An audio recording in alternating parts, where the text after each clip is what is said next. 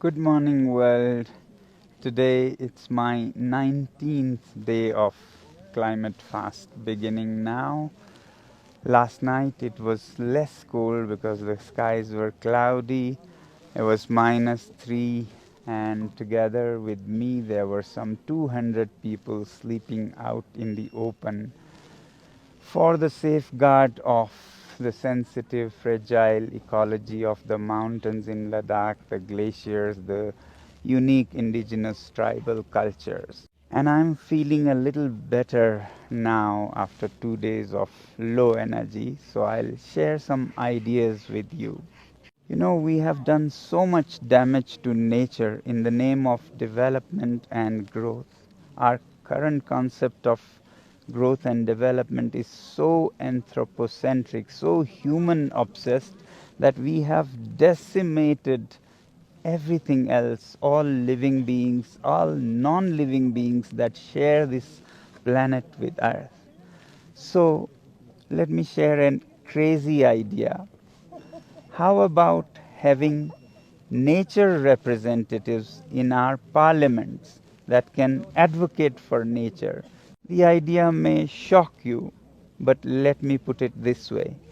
Do you know that before 1920s, idea of giving suffrage or voting rights to women was shocking to people around the world? It was only in the early 1900s and finally in 1920 when US passed the law for women's voting rights that this became a normal, natural thing today. We can't even think of women not being able to vote today. Similarly, having colored people, blacks for example, to vote or run for office was just unthinkable. And after a struggle of some 100 years, finally it was in 1965 that US passed the law of all colors could vote. Today it's just unthinkable that a black person, because of his color, would not be allowed to vote. So, what's next? Can we take the idea of inclusion to the next level and give nature a voice, to have nature representatives? And tomorrow, it might be unthinkable for us to think that nature was never represented in our parliaments of the past. Today, it's all human centric.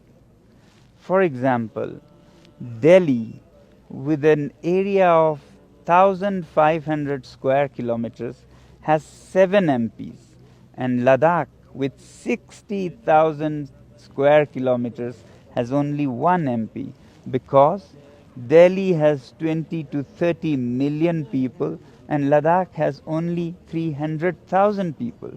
But Ladakh is not just these 300,000 people, it's a lot of vast wild nature, glaciers that we depend for our lives. All this is not represented in our parliaments for policy making.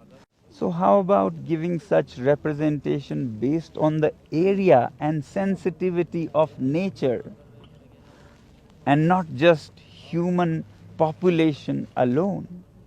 And why only Ladakh? All over the world, shouldn't the elephants and the birds and the bees and the grasslands and glaciers and trees have a voice in our parliaments for making policies that make sense for them also? Of course, elephants and trees cannot speak nor choose representatives. We can help them with nature advocates.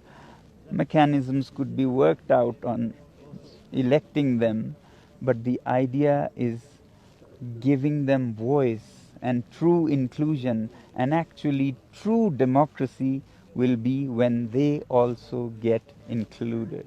In the end, I would just say that places with fragile ecosystems like Ladakh need to be given more attention.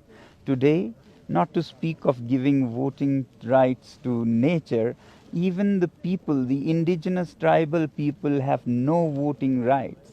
And sixth schedule is one provision in the Indian constitution that gives them autonomous councils, little assemblies, to make laws for themselves and manage these ecosystems as they see fit for their future.